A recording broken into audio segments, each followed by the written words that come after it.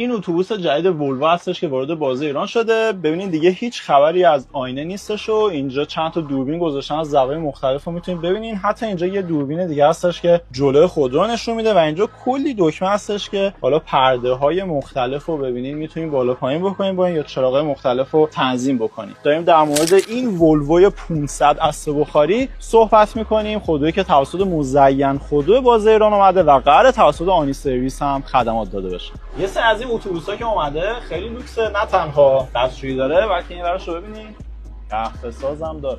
اتوبوس‌ها که موتورشون عقبه، میدونید اگه این جلو رو باز کنید توش چیه؟ ببینید یه دونه زاپاس گذاشتن توش.